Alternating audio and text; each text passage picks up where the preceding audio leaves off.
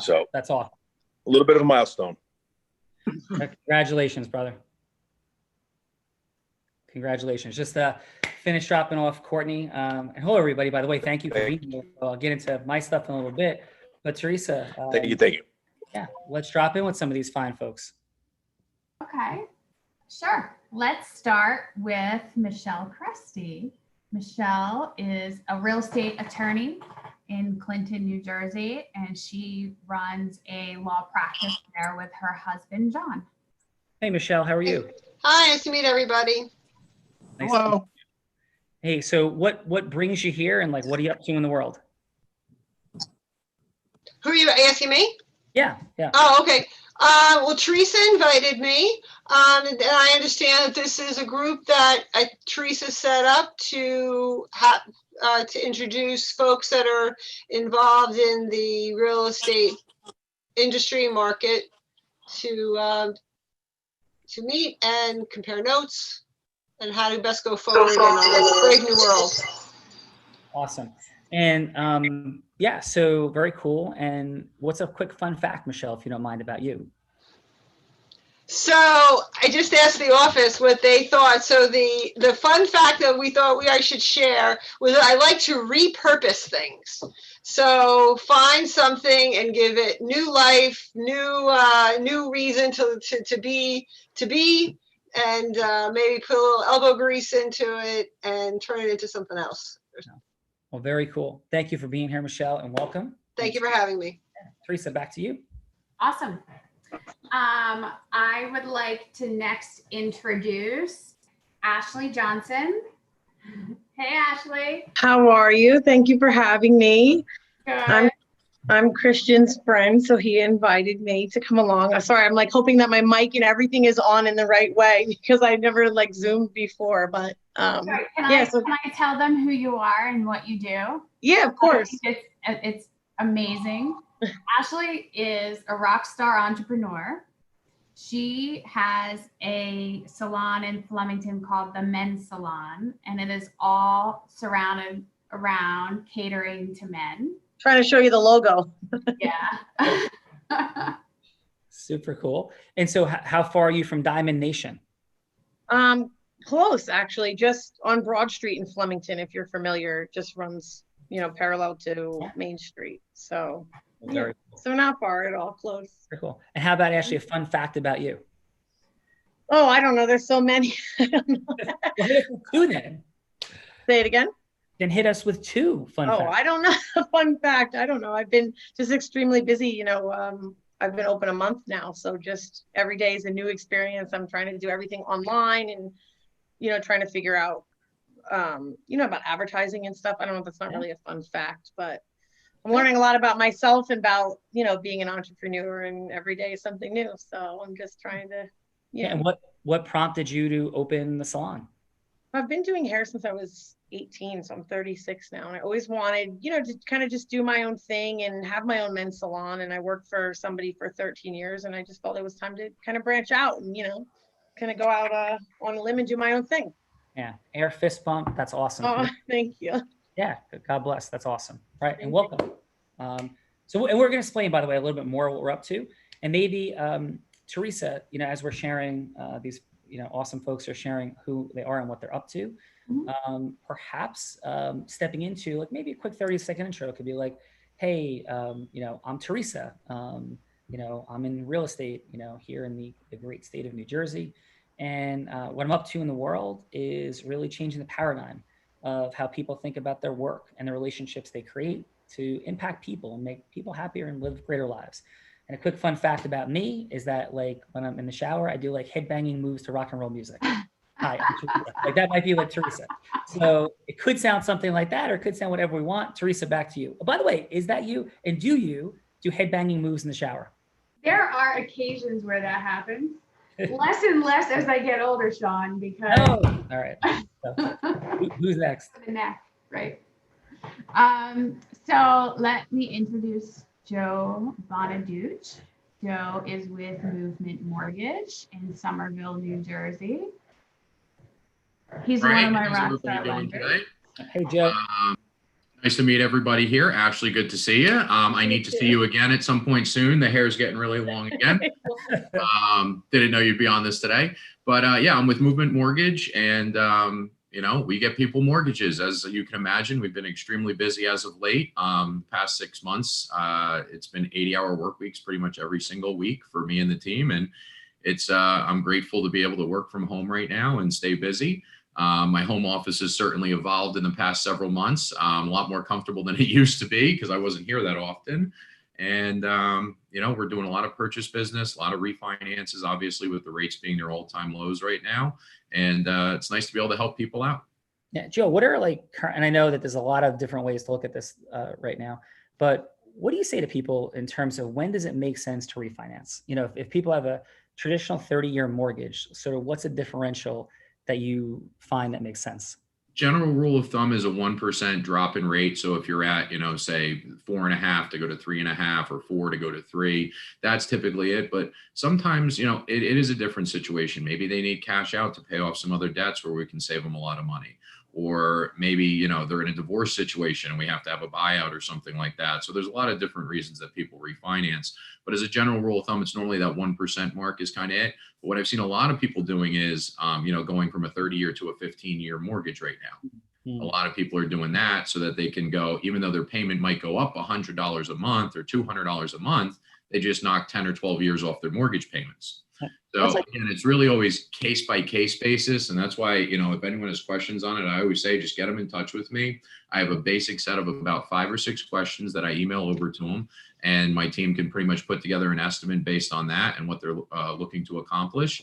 And then we see if it makes sense. Occasionally I'm surprised that, this one does make sense, or maybe it doesn't for one reason or another. Yeah. And what 15-year fixed, what is that looking like roughly? Mid-2s.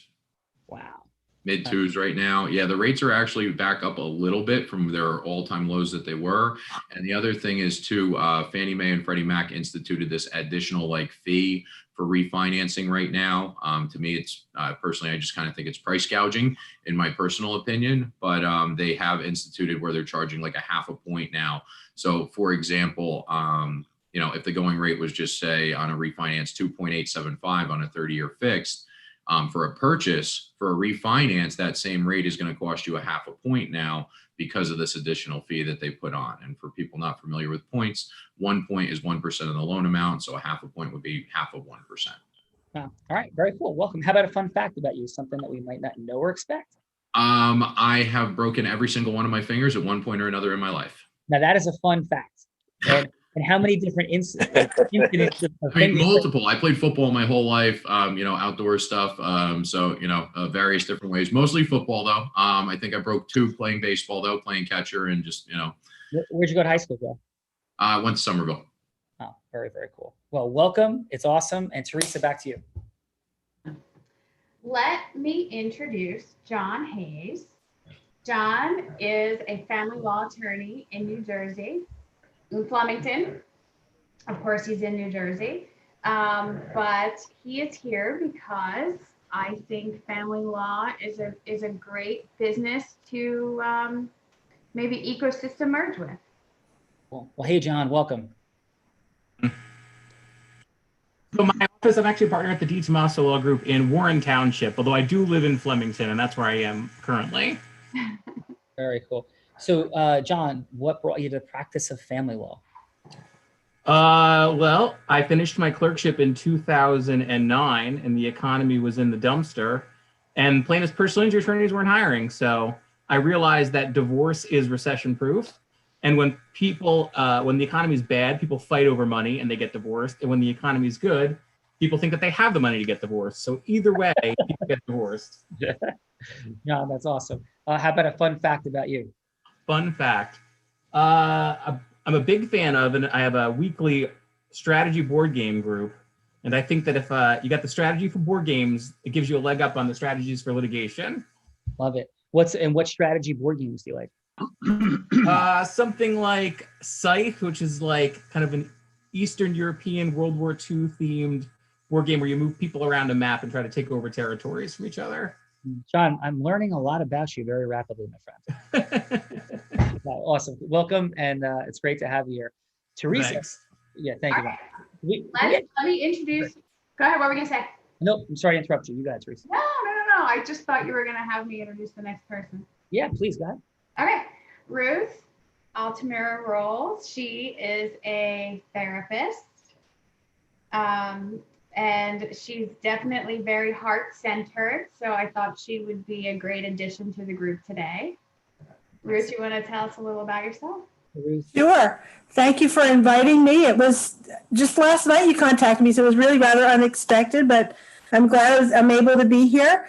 So I am a licensed professional counselor, and I have a practice in Flemington. It's going to be 21 years that I'll be in private practice in October. So that's actually a long time. And I work with quite a diverse variety of people, adults, couples, children, teens. I would say most of my work centers around addiction. So I do a lot of work with people who are struggling with getting sober, staying sober, growing up in an alcoholic home, having children that are struggling with their addiction, but including also people with depression and anxiety and post-traumatic stress and just general life issues. Ruth, what brought you to the world of therapy and counseling? It was never my plan. It was just that I'm just going to say God kind of led me in that direction and opened the doors. And I started at the Good News Home for Women, and they wanted me to supervise counselors. And so I thought I better get my master's in counseling. And then it's just kind of been a really good fit for me. So I've actually been a counselor for 35 years, and I love what I do. Very cool, Ruth. And how about a quick fun fact about you? I have a couple of them. I'm going to say a couple of fun facts. One is I haven't done it for a couple of months because of COVID, but I've had a radio show in the Hunterdon Chamber radio called Counselor's Chat. I've probably done that for about 10 years. I'm a Civil War reenactor, and I'm just about ready to publish my first novel. Those are amazing fun facts. What type of character in your Civil War reenactments do you play? I'm with it's called the 3rd New Jersey Volunteers. It's actually a nonprofit group that promotes history and raises money to preserve battlefields. And I'm basically the camp cook. That is outstanding. Now, quick fun thought, maybe not a fun fact for everybody, and this is an interesting segue for today. And this is not the Civil War, obviously, but the Revolutionary War, that the night that Paul Revere rode out, does everybody know that somebody rode out in a different direction that night? Ruth? I do. I'm not sure of his name, but I do know that. Yes, his name was William Dawes. That's right. Yeah, and William rode out in a different direction. And Ruth, do you recall how many people he woke up? I'm sorry. I'm more of a Civil War person, so no, I can't say that I do. Well, it's an easy answer and a trick question. He woke up like nobody. And Paul Revere woke up everybody. And we sing songs and talk about Paul Revere as this iconic part of the history of our world. And that is the roots and the purpose of the Real Raw that we're on today, is to unlock the superpower of influence and to see the differential amongst people, well-meaning, well-intentioned. I mean, William Dawes, the dude woke up, he got on a horse. It was like late at night. What a great person, but it didn't work. He's a really good person, worked hard, tried hard, and it didn't work. Why? And that's what we're going to unpack today. So Teresa, you up for unpacking that today? Because you've been doing a lot of that unpacking. You up for that? I am 1,000% up for that. Cool. Hey, what about, should we touch on the illustrious Joe Hagan? Yeah, and we have like 3 more. We have like a couple people we missed. Oh yeah, no, but Joe's not. Joe is. Are you saying Joe Hagan's not a person? No, I'm saying Joe Hagan is so illustrious that he deserves his own category after everyone else is gone. All right, go ahead. I'm having fun. So who's next? So let's go with Joe Hagan. Let's roll with it. The illustrious Joe Hagan. What's up, brother? Big things. So Teresa was going to explain about why we're here and what it's all about. What do you want from me to introduce myself? Yeah. Who are you? What are you doing? I guess you would call me a coach because by working like with Sean, I've said this before, kind of reframed who I am. I did spend about 25 years on Wall Street. I was your old retail stockbroker. Market changed drastically in that category. Do I want to manage assets or do I want to find the next best thing? So I did a lot of private equity, pre-IPOs, and lately been focused mostly on alternative investments that basically can really help people close their retirement gap and avoid overexposure to the stock market. Because when I first got into the market, I actually had to explain to people why the market was a good investment and not just real estate. Funny, I'm with some real estate people. And now it feels like every 401k, every IRA is just overexposed in the market. So as you get a little older, more and more people are looking for less volatility and a higher yield. So there's a lot of alternative assets, real estate being one of them, that you can invest in and that I'm making people aware of. I was very, very early in crypto and a lot of other assets that have performed really well. And again, I'm a coach on Wall Street. I trained a lot of young kids that came in from college to become brokers and financial advisors. I coached my kids' baseball, football, and my daughter's softball teams.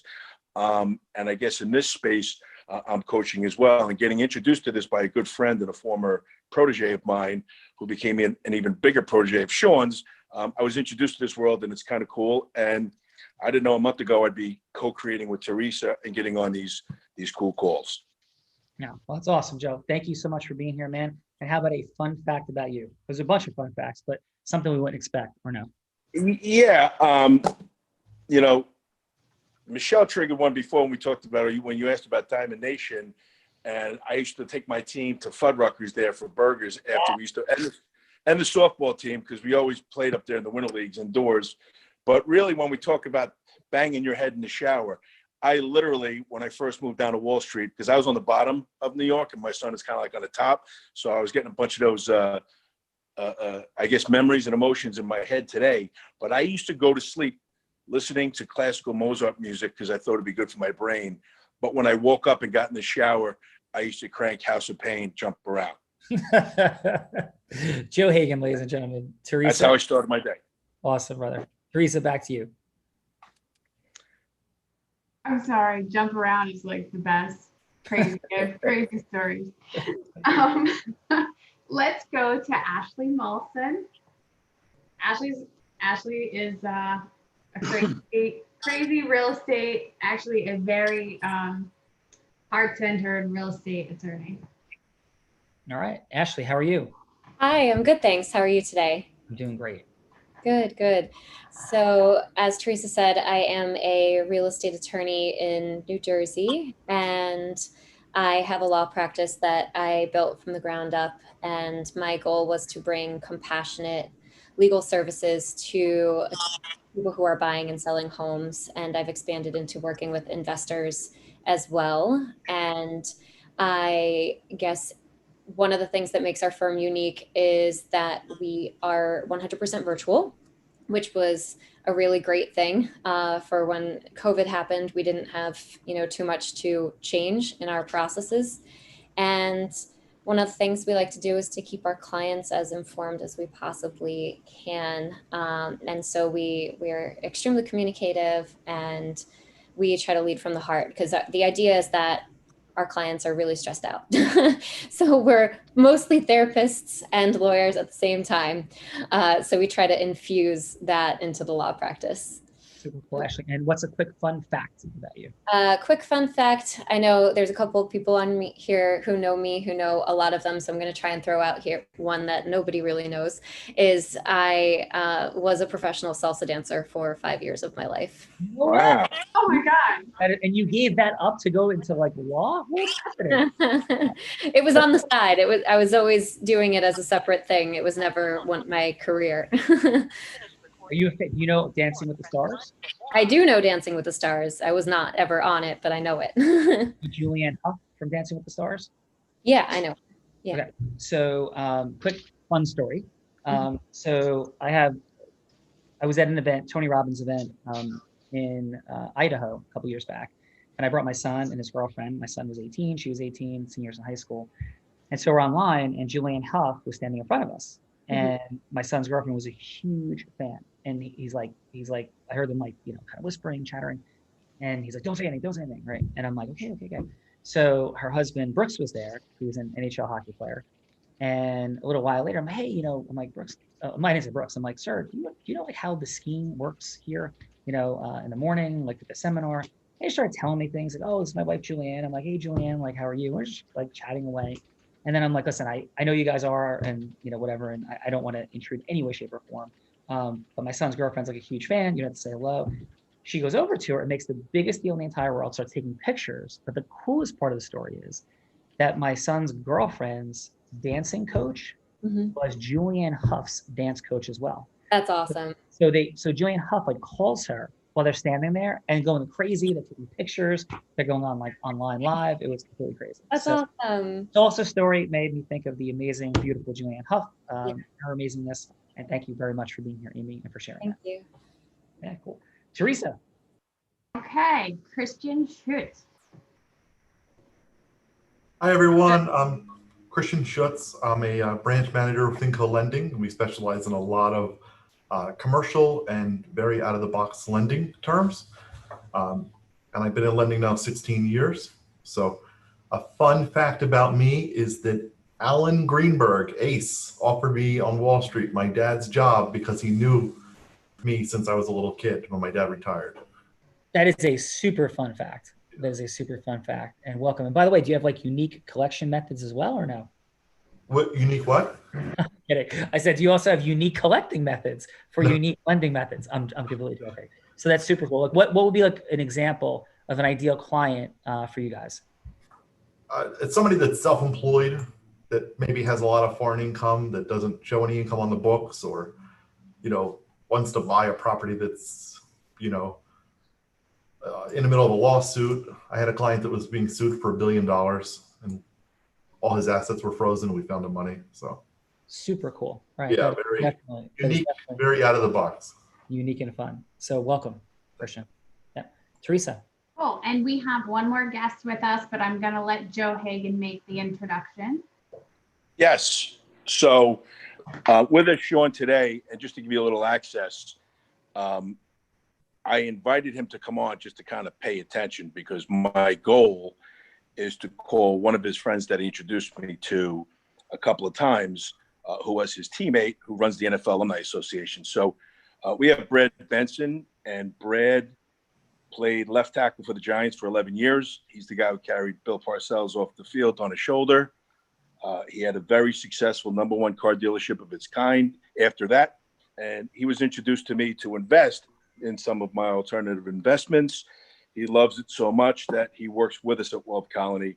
And my goal, because here, guys, and I'll let Teresa talk about some of the fun stuff here, as far as merging ecosystems, there are a lot of NFL alumni that could use additional income, that could use a way to take their ecosystem and bring value to it and even monetize it. And a lot of those guys can use help, because it's not the only professional sports where, he can't go to Lowe's and start, working later on in life if you outlive your retirement money, because football takes it takes a toll on your body. And it's not just broken fingers, it's back, it's knees. So in any event, the one and only Brad Benson, if you'd like to say hello. Well, thank you, Joe. Thanks for the great introduction. I hope I can live up to what you're saying about me. I'll put it that way. You've already it's great to be. It's great. Well, thank you. It's great to be here. As Joe told you, obviously I played in the NFL. Was in the car business. A lot of you might have heard a few of my commercials over the years. Yeah. That seem to stir things up a little bit. And I'm here. I'm here today to learn, but a great fun fact. I have to take you back in time a little bit to when I was playing for the Giants. I had a rivalry with a defensive end, for those of you that aren't big football fans, named Dexter Manley, and we had a huge rivalry. And so when we went down to play in RFK, you used to have to come out through a dugout to get up onto the field. They use it for baseball and football. And I looked up onto the second row, and all I could see were mannequins with my number on it, 60, hanging from the rafters. And I'm talking maybe, 1,000 or two of these things. It was fairly intimidating, but it was funny later, not then, but later. So that's a fun fact that I have. That is awesome. And thank you so much for being here today, Brad. Thank you. Hey, and a quick question, and it's probably a no, but my high school football coach was a legendary Bergen County coach, and he was actually, for a couple of seasons, an assistant running backs coach, which I think was more of an honorary title under Coach Parcells with the Giants. His name is Larry Ennis from Bergen County. I don't know if that's somebody that in your days you ever came across. Doesn't ring a bell right now. Okay. That doesn't mean I didn't meet him or, Yeah. you know, So when hadn't met him on the field. Yeah.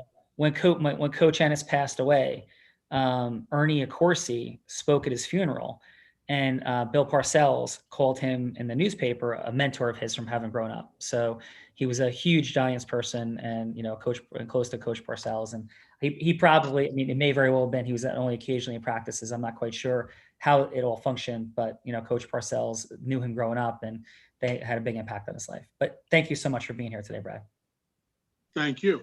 Yeah. Thanks, Jeff. So, Teresa, that's a drop the mic, Joe Hagan. That's a Joe Hagan illustrious special right there, my friend. Well, yeah, I mean, so I've spoken a couple of times with Bart Oates, who played center for the Giants along with Brad, and I know all those offensive linemen stick together. But Bart is the head of the NFL Alumni Association. So what better way than to get some of these NFL alumni being able to maximize and bring value to their ecosystem with real raws. So Brad was more than willing to hop on and say, let's see if this makes sense, and we'll bring it everybody. So Teresa and Joe, should I jump in for a moment and just share what the heck we're doing here? Absolutely. Yeah. Okay. So let me start with a quick fun fact, right? So my name is Sean Callagy, and I am one of only two people with a law license. I practice law. I don't consider myself an attorney. You might define me as one. I was one of only two attorneys out of 1.2 million in the country between 2014 and 16 to have two top 100 national jury verdicts. And as a corollary fun fact, right before on this call, I came out of the ocean from surfing, and I'm legally blind. So I was the only attorney in the country to have two top 100 national jury verdicts that is blind. And what we're doing here is we're unpacking the superpower of human influence. 23 years ago, I'll give you the 90-second version.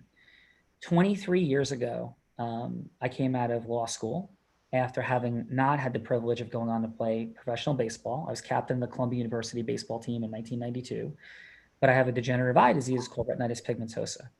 So I ended up going to law school after being devastated as my eye condition just began to affect me, and it prevented me from moving on. Not saying I would have been a major leaguer, but I was definitely getting drafted and would have had my shot, in the minor leagues, right? And so I go to law school, I graduate with honors, and I'm excited, and I go to practice law, and I'm like, you know what? This is crazy. I don't want to be any of these people that are here. Nice people. Some were, right? Some weren't. And I'm like, nobody told me that essentially if you don't develop business, then you just work for other people. And every day when I would come to work, people were telling me, when I would get to the office at 5 o'clock in the morning, God's honest truth, I was committed at that time to nobody outworking me or outbilling me. It was a 200-person law firm in New Jersey, 120 attorneys, 200 or 300 employees. And I was committed to succeeding like I had in athletics, where you worked hard, you got great results, right? And what I learned very quickly was not how it worked. The people that were tan and relaxed and happy were the people who generated business, and everybody else kind of worked for them. And I'm like, yeah, this isn't good, because I thought you made a lot of money as an attorney. I got one of the highest paid jobs in New Jersey when I came out. And I was living in a very small apartment in Woodbridge, right near my firm. And between my $100,000 of law school debt and my rent payment, I had no money. And I'm like, okay, so when do I have like a great lifestyle like lawyers have? And I watched people 5 years, 10 years, 15 years my senior, and that's not what their life looked like. And I'm like, this was not on the brochure, right? So I quit my job, and I started reading some books in the space of personal development. One was by somebody by the name of Tony Robbins, right? A chiropractor said, hey, read this book and it might help you. And I'm like, yeah, it sounds like some things my coaches in high school and football, baseball, and wrestling taught me. And I'm going to go out and like try this. And I started my own law firm on a credit card, and I couldn't believe it. Like all this stuff worked. And 2 years later, I had a 40-person law firm. And to date, and there's a couple of attorneys on, and maybe you've heard of somebody, I haven't. If you did, fine, please share it. I built a 40-person law firm in 2 years. I never heard before or since somebody doing that. It's not about me. It's about like the systems that I was synthesizing and learning about human relationships and about leadership and scaling. And it was crazy stuff. So I built and sold that first firm. I currently own a law firm by the name of Callagy Law. We have 125 people that work for it, offices in 5 states. And I have the unique privilege of speaking on stages around the country and around the world, including just having spoken at Tony Robbins' virtual event. I've spoken live there 6 or 7 times now. And what I stand for in the world is people having freedom of choice.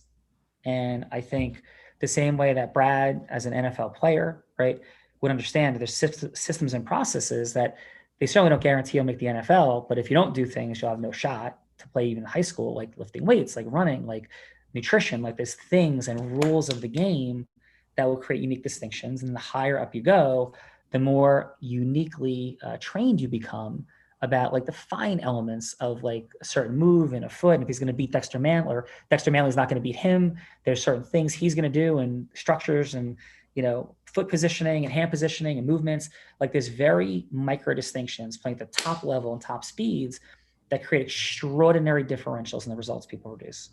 That's what I stand for in the space of human influence. I will finalize this conversation and say there's no ego at all. And what I mean by no ego is I'm learning every day. I still learn every single solitary day.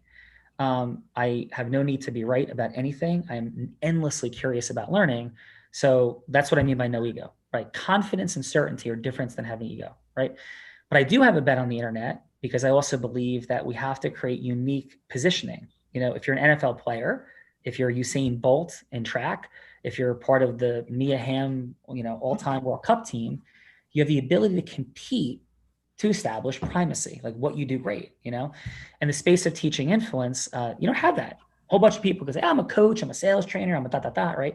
So I have a $250,000 bet out for charity on the internet that I can't be out-influenced on a neutral set of facts, not to make it about me, but to make it about our company, Unblinded, and the unique technology we have. And I would just social proof that by saying, you know, Teresa is here. She's learned and heard tons in the space of training. Joe Hagan has taught sales at the highest level on Wall Street, done what he has done. And both of these people have seen something unique here. So if I could maybe kick it to you, Joe, for just 30 seconds, because people are probably like, oh, so you're like a coach? Like if somebody were to say that to you, Sean's like a coach or something, like what would you say about the uniqueness of the formula and technology we're going to play with today? You're on mute, Joe. Joe is actually speechless. He's so overwhelmed. Yeah, no. So, so hold on a second. I'm getting a call. Decline. So, so the Unblinded, the formula really is gives a lot of clarity and distinctions to a lot of the things. It offers a lot of language and takes a lot of the things that I already know and really puts it into place, and really learning a lot about the whole process and seeing things on a whole new level. Does that make sense? Yeah. And the way I met Joe is he had a very successful friend of his by the name of Rob Gill, who is at different times in his career has been a 7-figure earner in personal income in the financial world. And Rob taught, Joe taught Rob taught trainers. And in the work I was doing with Rob Gill, we took him from 8 sales meetings a month with no paid advertising to what number, Joe? To 25 to 150, and I think he's breaking 200 and targeting 500 a month now, and he's had to hire like 4 agents underneath him to handle all the volume. Yeah. So that's what we're here to unlock. And if everybody here is like wants to grow, like that's what this is about. And so and what we're doing today is like American Idol meets March Madness. Like we're gonna have fun. And Teresa, you're gonna be the role player, or Joe who's the role player? Well, we can let them choose. Okay, cool. So you could choose either Teresa or Joe. to be the role player, and they'll be anybody you want in the world. And what the real raw is about is how you go from hello to yes with integrity, heart-centeredness. Because I should also drop this quick footnote. In those 2 top 100 national jury verdicts I had, we put 2 people in prison for lying, cheating, and stealing. I had the unique privilege of also reporting the world's, Florida's largest Ponzi schemer of all time, Scott Rothstein. I was part of putting him in prison for 45 years because when integrous influence meets non-integrous influence, integrous influence at a high mastery level always wins, right? And that's what we're here to unlock in the space of sales and marketing and leadership as well. So Teresa and Joe can be anybody you want. And you're gonna have 3 minutes to go from like hello to yes with Teresa or Joe about any yes you want in the world. So it could be, hey, you wanna get a listing if you're a realtor, if it's a real estate closing, like, or you wanna sign up a client, you wanna have a realtor begin to refer to you, that would be a yes. It will be any ideal client or strategic partnership that you might wanna create, or anything that you want in the world, quite frankly, that's a yes that you can play with. And again, Joe and Teresa will be themselves or anybody that you want them to be. Okay, so Teresa, who's gonna kick it off? I was going to see if Ashley was able to kick it off because I know she has a time constraint. Cool. Ashley, would you be up for kicking it off? I apologize. My next customer is in front of me, so I have to get back to work. But Okay. I just wanted to say goodbye and thank you guys all for including me. And it was a pleasure meeting all of you, everyone, you know. And I was going to say I was a Redskins fan, but then Mr. Benson's on here, so I thought maybe that would not be the proper time for that. But yeah, so I look forward. Everybody has a vice. So yeah, I just thank you, and I look forward to you know, seeing you all again in the future. Yeah, Awesome. gotcha. All right, thank you so much. Thank you. Okay, Ruth, you're up.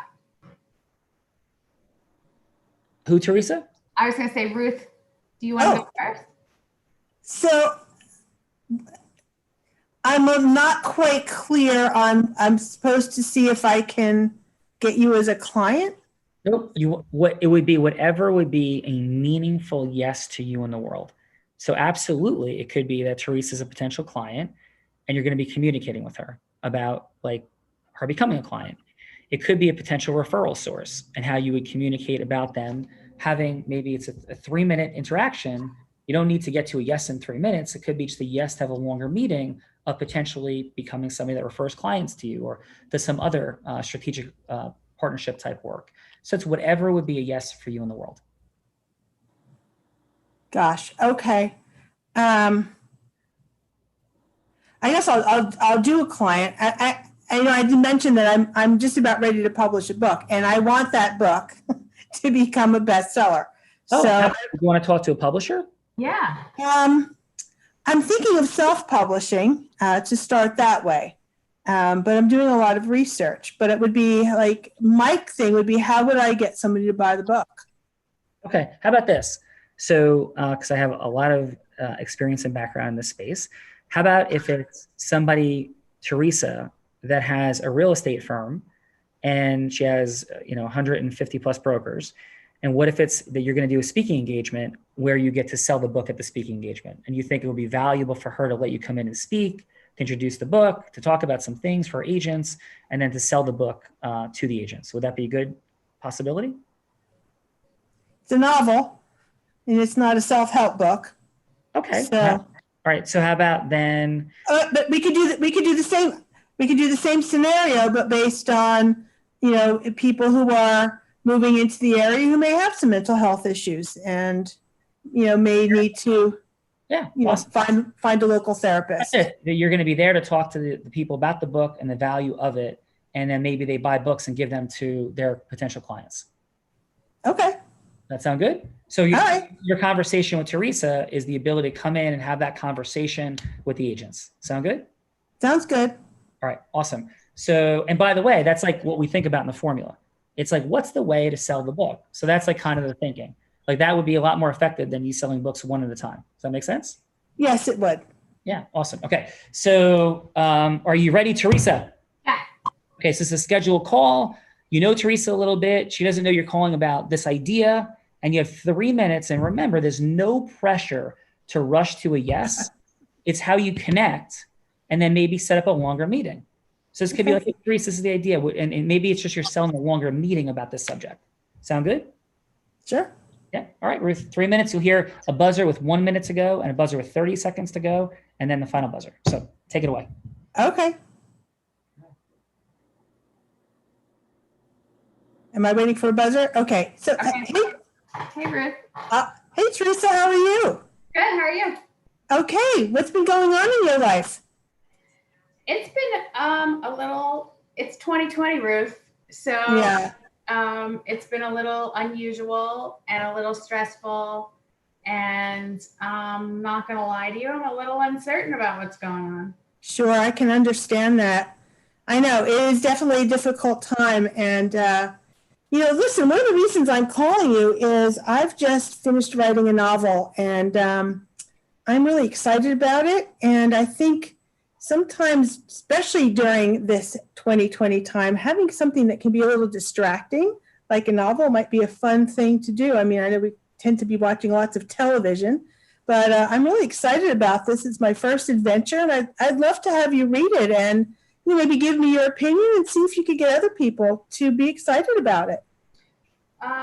Ruth, what kind of novel is it? Sure. Well, the name of it is called Tangled Hearts, and it is a romantic history novel. So it's the kind of thing that I'm hoping people would, sort of take on vacation or read on a plane. And I know we're not vacationing or traveling, but it's definitely something that, you might enjoy doing. I've had a lot of fun writing it. Is that like what is the historical context? Well, I'm going to say it takes place in 1864 in Real Castle in England, and so I've done some research on that, and it's a little bit of Jane. I don't know if you like that kind of. It's a little bit of Jane Eyre, and it's a little bit of Pride and Prejudice, and I think it's really kind of a neat combination. It's got some real historical facts attached to it, and there's a little.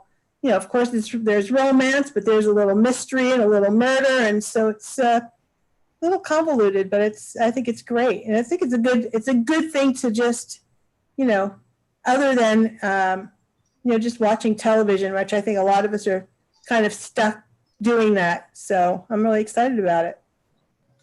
So I mean, yeah, I guess I'm happy to give it a read and. Sitting by the pool and see how it goes. And maybe if I enjoy it, maybe, give it out to some of my friends and host a little get to know you author party. Oh, I would love that. I think that would be fantastic. And that's something that like I said, this is the first time I've done that. And I know that is something that I need to also start working on, getting in contact with bookstores and do just that, have little parties where I promote it, and I'm working on a cover right now and a web page, and it's taken me quite a while to write it, but it's been a lot of fun. I've kind of fallen in love with my own characters. Understood. So I'm hoping that maybe you could do the same thing. All right. Yeah. Ruth, about final 10 seconds. So maybe we could schedule that time and get together and, set that up, and I can give you the book. And then if you really enjoy it, maybe we can set that time up to have some friends over and we can do a little promotion together. Okay. Cool. All right, Ruth, excellent work. How did that feel for you, Ruth? It was fine. A little uncomfortable, I think, because I've never written a book, and I know this is going to be a little uncomfortable for me. I'm okay with being uncomfortable and doing things to promote myself. It's part of my own personal journey, having to do that. And I'm going to say, just even opening up a private practice, back in the day, I used to say, who in the world would ever come and see me? And then I should switch that in my head to, it's not me. It's not about me. It's about the service I provide. And so then I was able to market myself in that way, thinking of myself as a service rather than me. Yeah, absolutely. All right. Awesome stuff. Teresa, who are our judges for today? It's Christian Schutz, and then Joe Hagan and I will rotate based on who's role playing. All right, so let's start with Joe. Quick 30 seconds, Joe. What do you have for Ruth on, what went well and what could be optimized? Yeah, I mean, you definitely showed her some great ideas, which is the great part about you and the railroad. As far as if you're thinking something entrepreneurial, you come up with great solutions or scenarios of how you can promote it. So she's never done it before, but I thought she did a great job kind of just going into it because it was in her heart that, she just wanted her to read it and get her opinion on it. And you could tell she's very genuinely excited about the material. The only thing I would say is towards the end, I would just wrap it up with not kind of like, hey, like I'll get it to you. I'd say, listen, if she's local, I'm going to drop it off and, I'll call you in the next couple of weeks. Hopefully you have it read and we'll talk about maybe you can help me design a cover or give me some thoughts, or we'll talk about that follow-up party then. But I would definitely have a finite, close, not like I'll get you the book. Like I'm going to either overnight you the book, or if you're local, I'm going to drop it by. And I'm really anxious and looking forward to your opinion and follow-up and just get those gears in motion. Thank you. Yeah. And Christian, so Joe, what'd you have for a score? On a scale of 8.8. Excellent. And Christian, what do you have for Ruth? Quick 30 seconds. Okay, great. Ruth, I think you did a great job. You asked her what was going on in her life and asked her to be able to share what you were going through and really shared what was passionate to you about the book and that you're writing the book.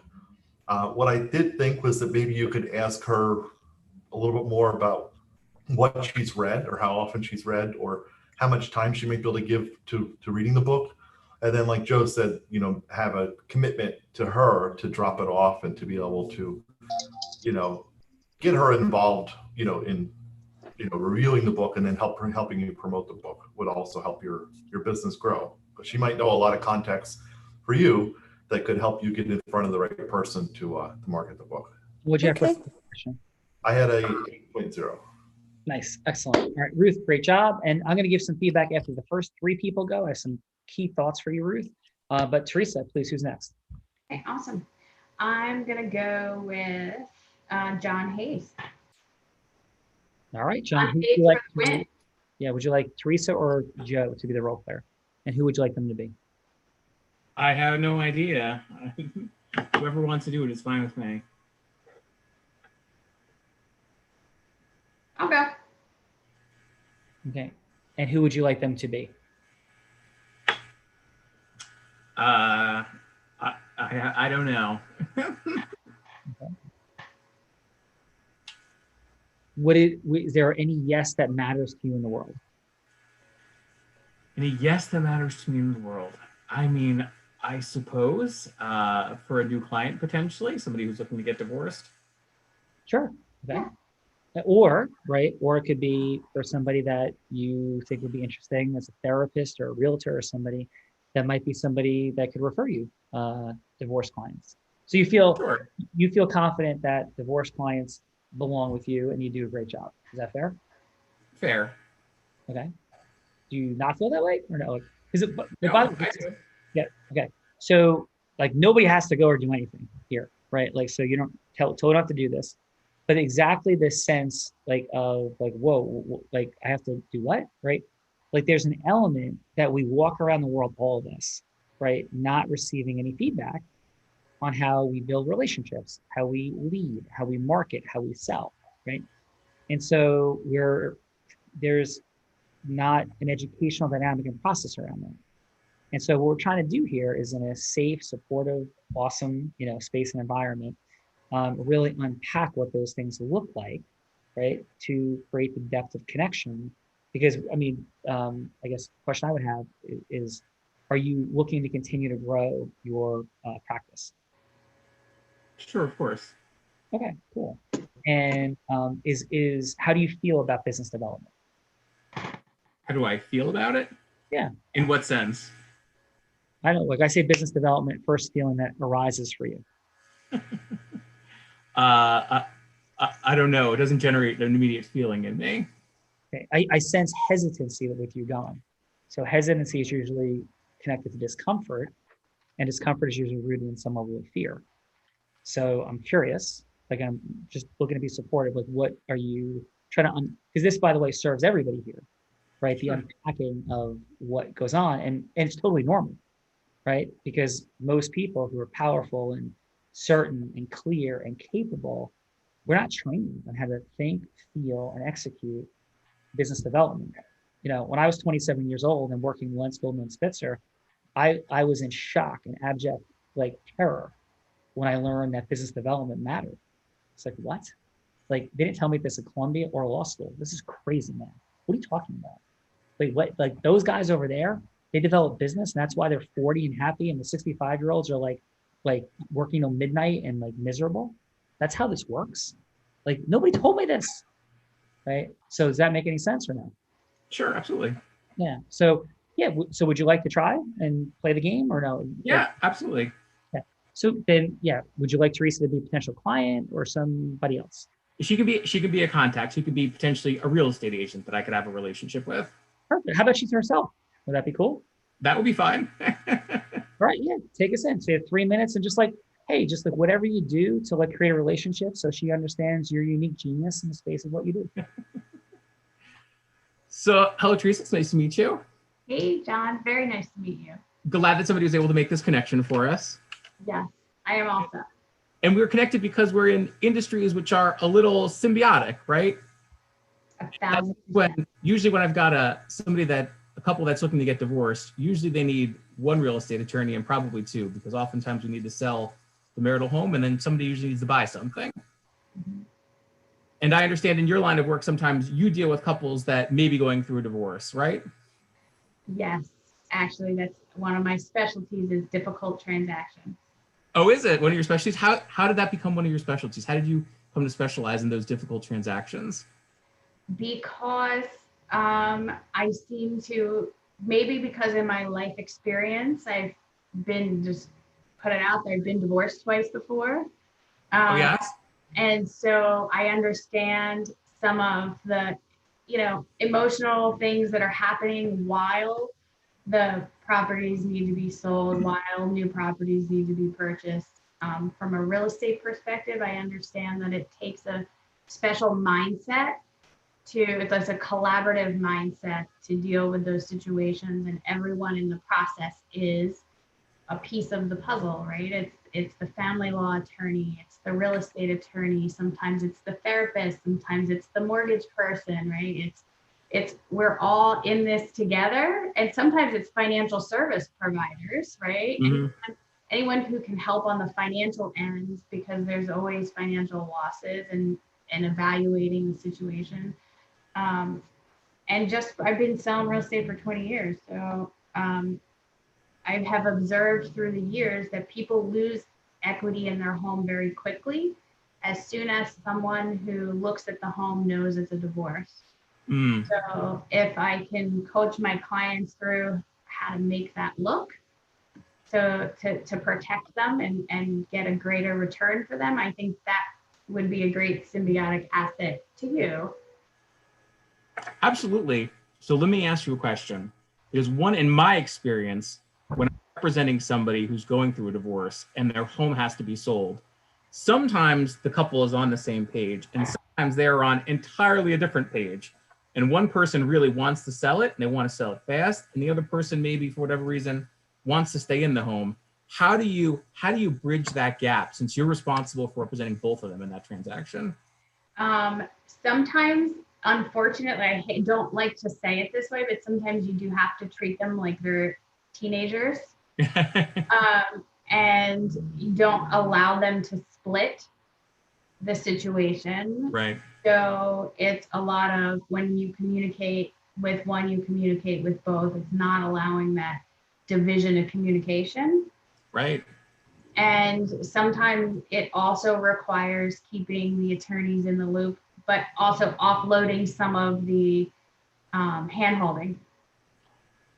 I really like what you said about not letting them divide the communication, because I found that in those cases where you have a couple that's on different pages. It's so important that the realtor have that open communication with both of them and that they both be looped into everything. Because when one person seems to feel like they have more access to the realtor than the other person, sometimes it causes problems and you lose that trust that you need in order to make those transactions go smoothly. Yes, agreed, 1000%. John, last 10 seconds. All right. Listen, it sounds like you'd be a wonderful fit. I really like that you had the experience of going through this yourself. And I'd love to be able to talk more and maybe have set up a coffee date so we can talk about what we might be able to exchange business and do some business together. John, I would love that. All right. All right. Thanks, John. How did that feel for you, John? It felt good. Awesome. And Teresa, actually, let's go, Joe. What assessment do you have for John? What went well? What's some optimization? So he let her do a lot of explaining, but there was a lot of affirmation that they were competent in the same space. I would have just, once you realize it, I would have complimented her on that. And, you know, how they are, you know, he started the conversation talking about symbiotic. You know, her explanation was proof that there's, you know, synergy and they're symbiotic. So we have to get together. Let's get together and have that coffee because I think we can help each other a lot. But it was all there. Just when she was explaining a lot of what she did and he agreed and gave a lot of his knowledge in the space, I would have just had that as an affirmation of, yeah, we have to do business together because, you know, it's so refreshing to see somebody so versed on this side of the business in what I do as far as a family attorney. So I look forward to that coffee. I would just give choices. How soon can you meet to discuss this? Tomorrow, next week? Give some choices, and that's it. What would you have for a score? I'd say it was a 9. It was a high-level conversation. It was good. Awesome. Christian, what do you have for John? Okay, John, I think you did a great job. You connected with Teresa. You talked about her experiences, and you let the questions, you know, the conversations flow very naturally to the next part and really had an engaged conversation. Just at the end of the conversation, just, you know, maybe asking about, you know, her, you know, experience, you know, type of transactions or, you know, and then definitely setting up a more solid, you know, can we do lunch or coffee, you know, tomorrow or a week from now, just setting up a date right away to set that in stone, or maybe even share, you know, that you're going to email her information and set up a date. So Cool. Great. And 4. 9.5. Right. Hey, John, real quick, what makes you uniquely somebody that would support somebody in a divorce case? Like, why would somebody want to work with you, and what do you uniquely bring to the table? 2 things. Number 1 is, I think, is honesty in my ability to read a situation. A lot of divorce litigation, I think, is unfortunately prompted by unrealistic expectations. And I often don't think that attorneys do enough to temper those unrealistic expectations, right? And number 2 is just substantive knowledge of the law. I'm a lifelong learner. I like the court rules. I like the cases. I like the statutes. People who don't have the substantive knowledge, they have a harder time representing people. And it's the combination of those 2 things, which is 1, understanding what the issues are and how to set expectations for people, and 2 is and what the law is. Awesome. All right. Great job today. Thank you. Teresa, who's next? Okay, let's go with Michelle Cresty.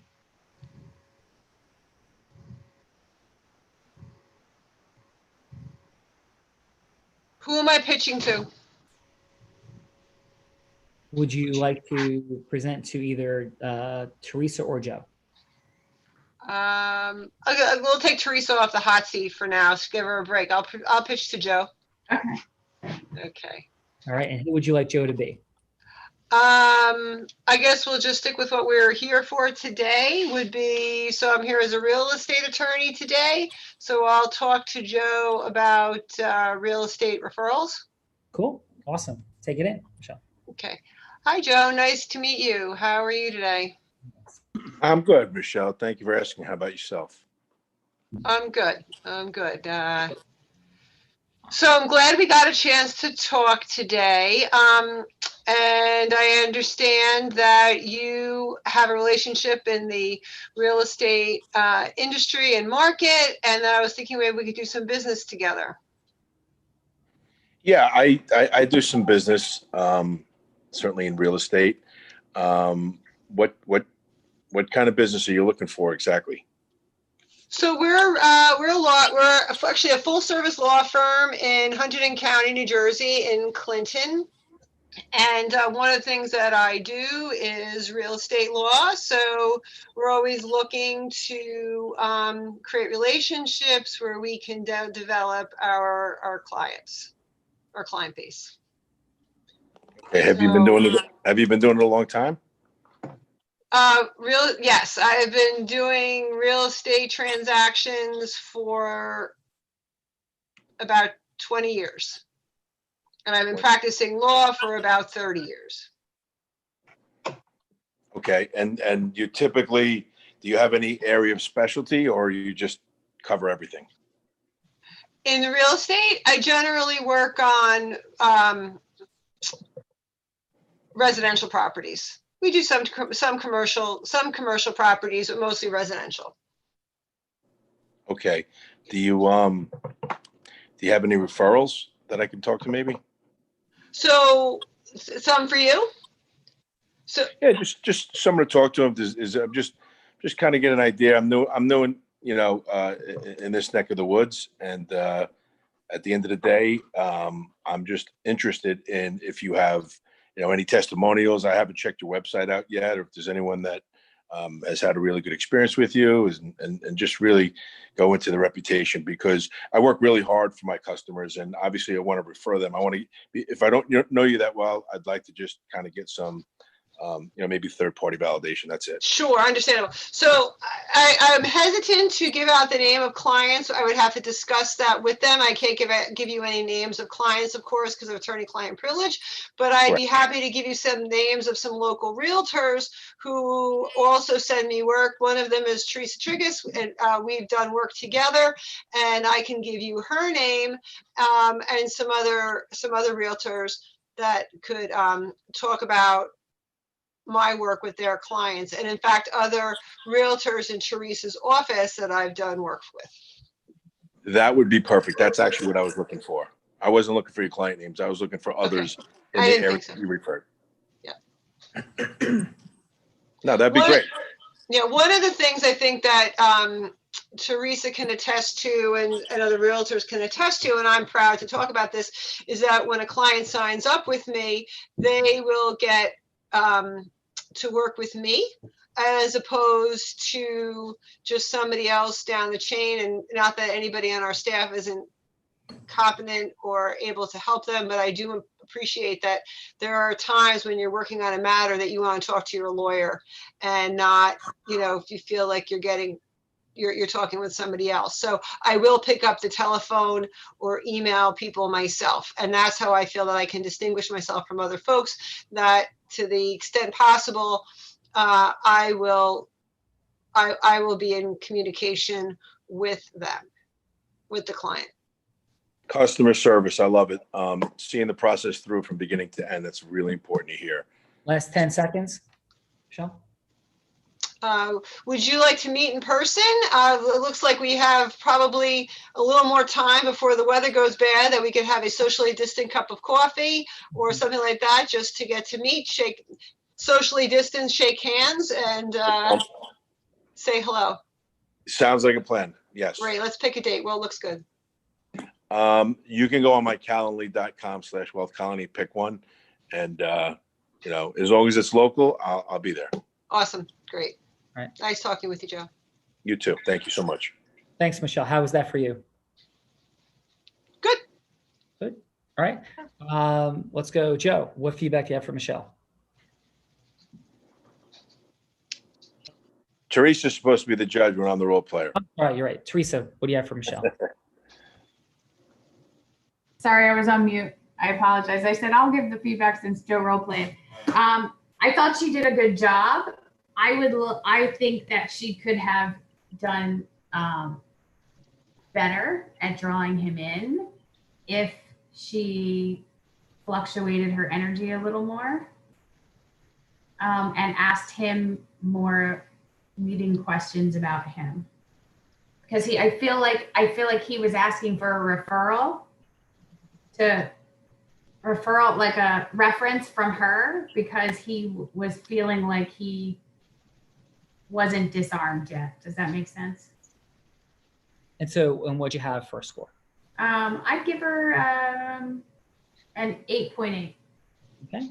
And Christian, what did you have? Okay, Michelle, I think you did a great job. You, connected with him. We're able to share some of your experience and how he would be connected to you and your experience in the legal industry and where you cover. So it was good to cover that. I think that if you ask more questions about his business and what his type of clientele is, you might have been able to position where he would feel more comfortable. But you did a great job sharing, who you've worked with in the past. And also at the end, you did a great job of, setting up an actual appointment with him to get him to the point where he would meet with you. So I had a 7.8. Okay, excellent.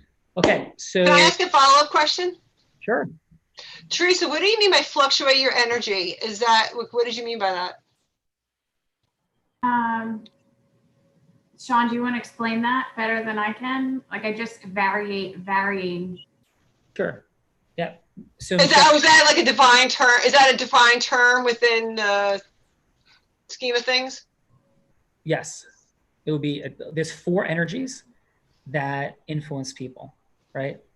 Fun, aspirational, goddess, and Zeus energy. Like heart-centeredness, goddess, Zeus is like decisive. You, Michelle, show up with an intense, phenomenal amount of Zeus energy.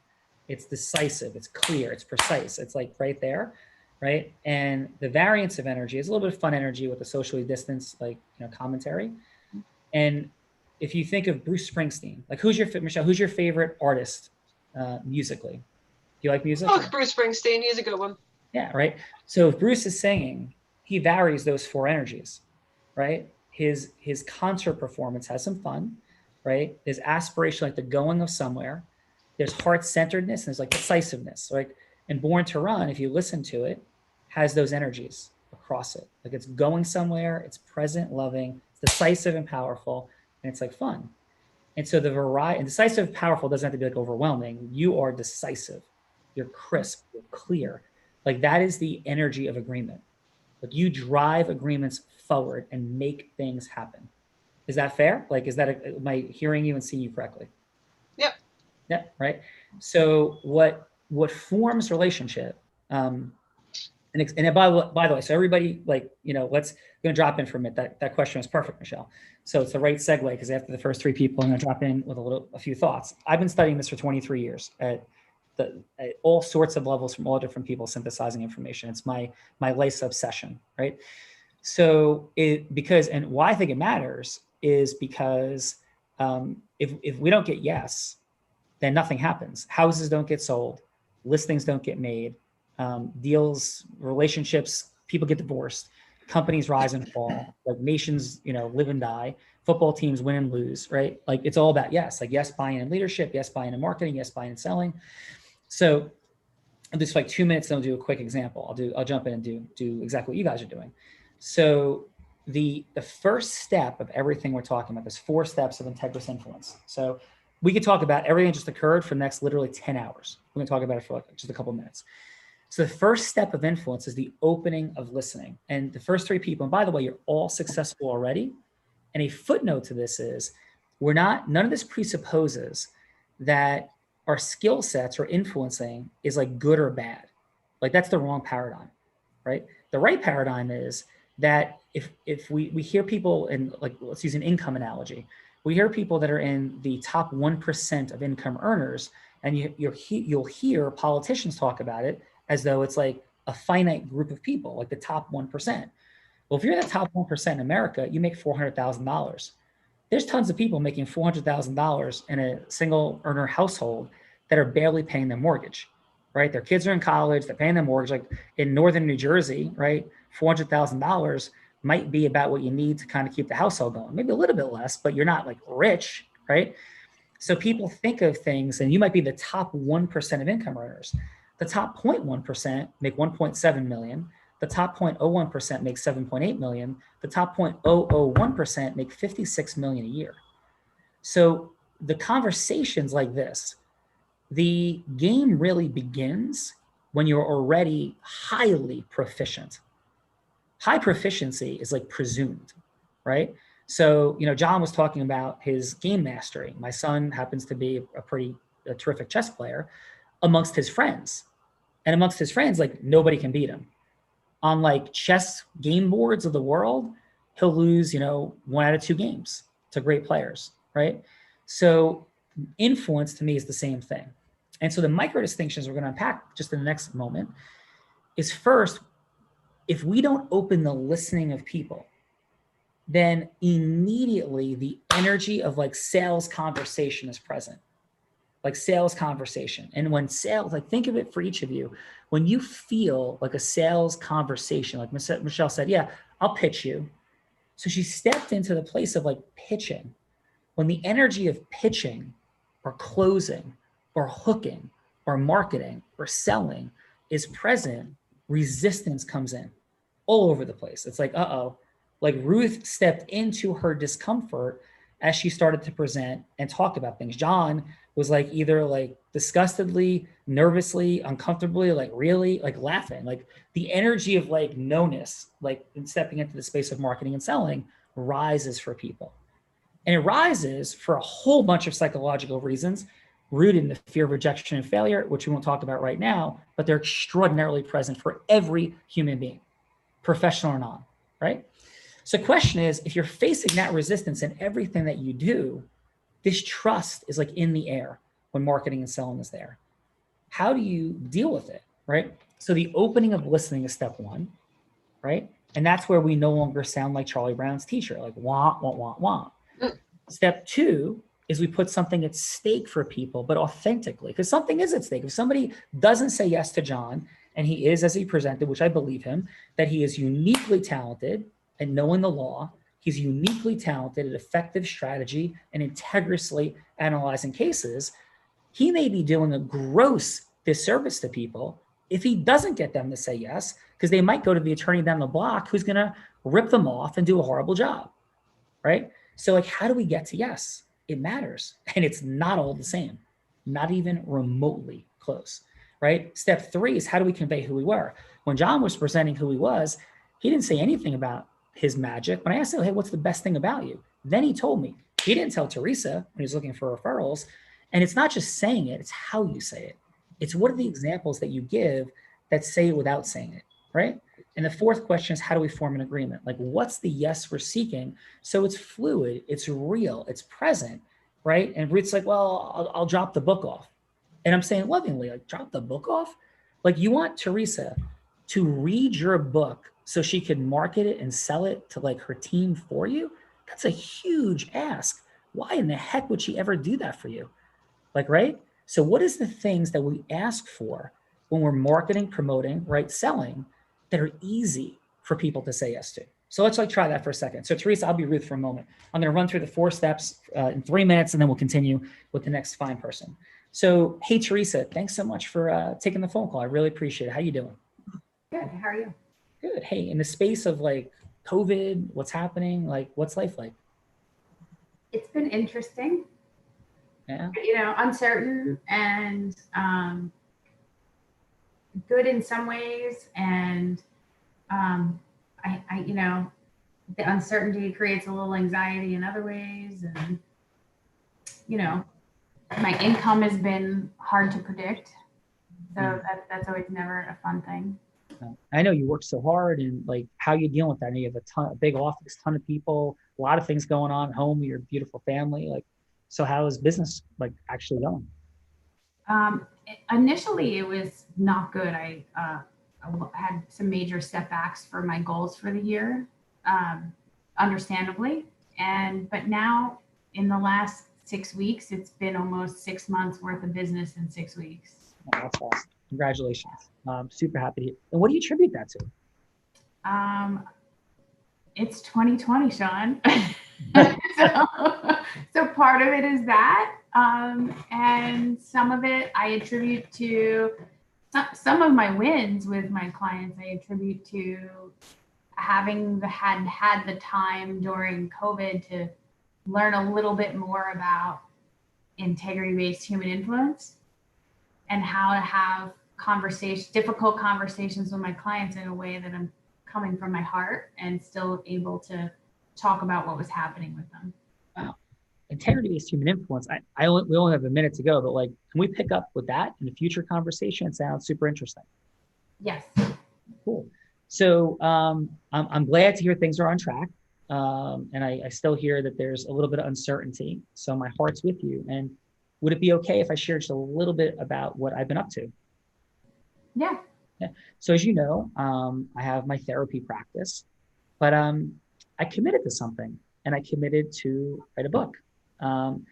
And what I was curious about were like, how are your agents doing? Are they kind of feeling the same thing? Like there's a lot of stress and things are happening and there's busyness and there's a lot of like sellers, but like, you know, I'm sorry, a lot of buyers and not enough sellers. Like there's a lot of dynamics, and are they feeling stressed as well? Yes. Yeah. Okay. So a thought I had, and I certainly am not asking you to do this for me. I really am not. Like, I think though, that I may have something that could be beneficial to you. I would certainly benefit, but I only want you to say yes if it makes sense for you. And I'd love 15 minutes to talk about the fact that I wrote this book. And I think it could be a really cool thing. It's fictional, but it talks and speaks into the space of emotional happiness, mental health. And I think it'd be something really interesting for your agents to maybe have for home buyers. And I'd love to come in. The idea I have is to come in and share the story with your agents, talk to them a little bit about mental health, stress, and anxiety during this really complex time. But it's a little bit more developed than that. So if you have 10 or 15 minutes, I'd love to talk more at a separate time about it, if that's interesting to you. Yes, absolutely. Cool. Okay. So pause. So Ruth, so I was being you, Ruth. In the conversation, it was all about Teresa.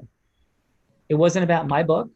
It wasn't about me. It wasn't about anything magical. It's about serving her and like what she's up to in the world and her agents, right? So Teresa, did you feel that or no? Yeah. It was a different energy, Paul. Yeah. And so describe it. What was the differential you felt? I felt pulled towards you in the conversation, pulled towards wanting to, whatever it was you were asking me to do with the book and my agents, I felt more compelled to. Yeah. And the reason, right? The reason, right, isn't because we need to convince somebody manipulatively. Like manipulatively means if we're hiding something that's for our benefit, but not for somebody else's. Like, I'm pretty darn confident if Ruth came in and presented to your agents, there'd be a lot of value. Like, Ruth, do you think if you went in and presented to Teresa's agents or another real estate agency, that you could speak into some really important things you could teach them about handling stress and anxiety, for example? Absolutely.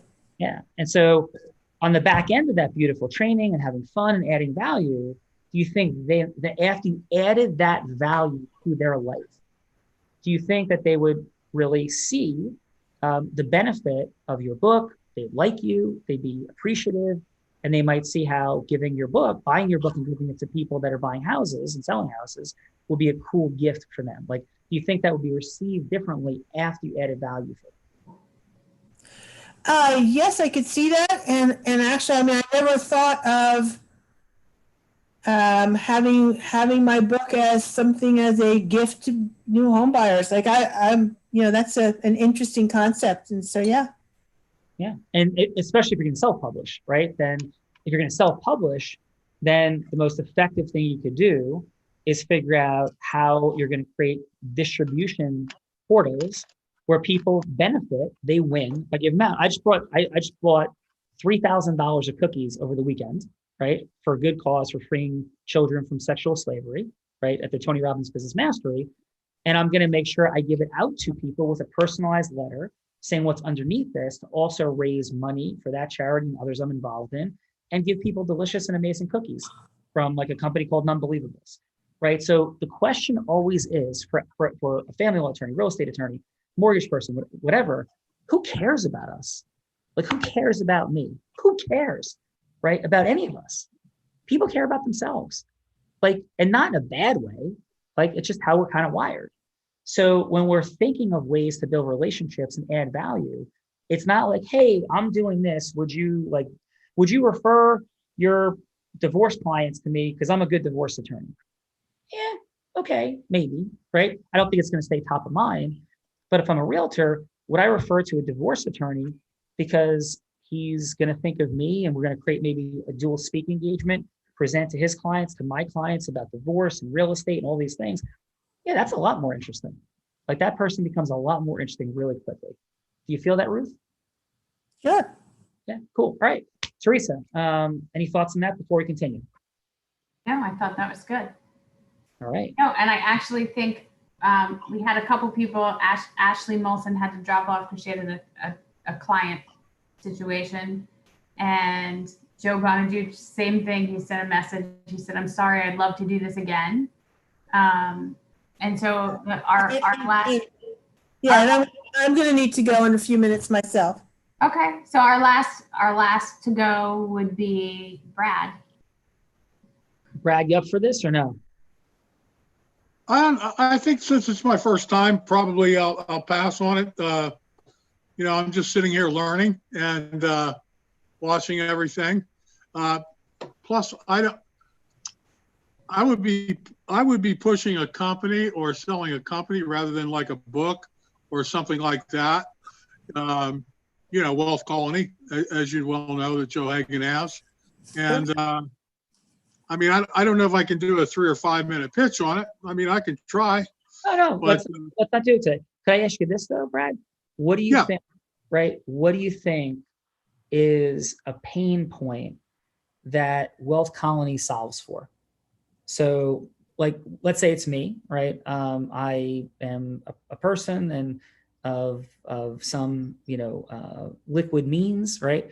So, and I'm like, what do you guys do? Like, so what would be a potential pain point that I might have that Wealth Colony can help solve? Like, I have all kinds of ideas on what it is. I just want to check in with you on what you think that might be. Okay. Well, Sean, Wealth Colony has we work really with asset-backed investments that are lower risk. And we have a lot of various programs that we've had out. Recently, we had a leaseback program that was returning like 20% a year. This is for sale, everybody on here.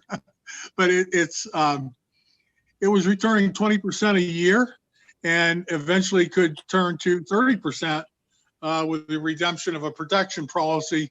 The leaseback was covered 100% by an insurance policy, protected, and it was a great program. And Wealth Colony has a great ecosystem to be in because of the safety of our products. I'm not going to say total lack of risk, but a smaller amount of risk rather than just playing to the marketplace. So we have a group of 4 or 5 people with Wealth Colony right now. And Wealth Colony's been in business for I'd say 17, well, not 17, like 10 years. And we have various products, and we like to keep people in our ecosystem so that we can reach them when we have a good deal that comes up. So with Wealth Colony, we've got a lot of great programs, and we've had great programs, and we look forward to our next ones. Yeah. And there you go. I see you putting your hand out there, Sean. I guess awesome. You just suckered me into doing it, right? No, not so. No, I mean that in a nice way. Yeah. So what I was thinking, Brad, is my pain point could be, right? Because everybody does things out of some area of pain in their life. So my pain point could be, and it's like kind of a check-in first, right? So it's like, hey, do you understand like that, principles of marketing or financial planning involves uncorrelated assets? And I'd be like, well, I think so. And yeah, and a lot of people would say that you need at least 10 or 12 uncorrelated assets. And we find that most people have like 3. And so, Sean, you know, like it is after we built rapport, it's like, how many uncorrelated assets do you have? I'm like, well, in equities and real estate, I own my business. Yeah, I guess I might have like 3, you know? It's like, wow, okay. So that's now I'm like uncertain, right? And so when you come in with an uncorrelated asset, like you have in this scenario, that's really valuable, because I'm not then all of a sudden the pain I have is like, oh my goodness, I'm not appropriately diversified. So like, oh boy. And now we could have a conversation where the conversation moves from, okay, Sean, you have a problem. You're not diversified, right? Appropriately or optimally. So now the question is your solution. So Sean, now the question is, clearly you need to diversify more. I have a solution for you that might make some sense. So let's talk about it. And now all those beautiful benefits, Brad, you start talking about, like, that's awesome, but they become a lot more awesome when I am present to the fact that I have a problem that I didn't know I had before we started talking. And it's authentic, it's real, and it's true. Does that make sense, Brad? Yeah. Yeah. All right, Joe, is that a fair, like with you guys at Wealth Colony, is that true that you're solving a problem for people of not having enough uncorrelated assets and diversification? 100%. Let me just give you access. Brad made his money by protecting the quarterback's blind side and then selling cars, right? And he would have people on the radio. He would tell them to come down and see his 40-foot erection. And that would make people scratch their head. And then what that was the goalpost from Giant Stadium that he had in his car dealership. But I would say this, why I love Brad, because two of the greatest coaches of all time, Bill Parcells said, I never have to, and this is on NFL Films, I never have to worry about Benson. He'll just get the job done. And Bill Belichick said, if there was ever any player that I coached that got the most of that out of their potential, it's Brad Benson. He goes, and I bought a car from him, 3 of them, you know? So at the end of the day, I say that because Brad does a lot of the connecting and putting the people with me where I kind of do the explaining. He gets it from a 40,000 square foot, but I will review that with him because you just gave him some great access. But 100%, Brad is with us because of something called the retirement gap, where, you know, the average American retires with 19 months of income saved and 23 years of life expectancy. And too many people in coronavirus saw the same thing. Now the market, thank God, has come back. But holy shit, boom, if you're up there in age and you just saw they're just overexposed in stocks and bonds, and they saw their whole account go down, you know, precipitously. So more people are looking for something where it's going to be insulated from the market. It's going to be insulated from that volatility. It's going to give them a return at least twice, if not more, than what the diversified portfolio is going to give them, and they can sleep at night. So the answer to your question is yes, we do satisfy a certain pain that exists, and people don't know it exists.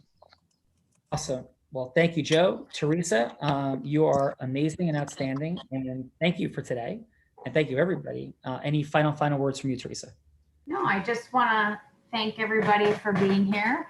Obviously, you're here because you're respected in the world that you are in, and I'm hoping that this today was a great jumping off point, so that this is only the beginning of possibilities that we can create together. All right. Great job, Teresa.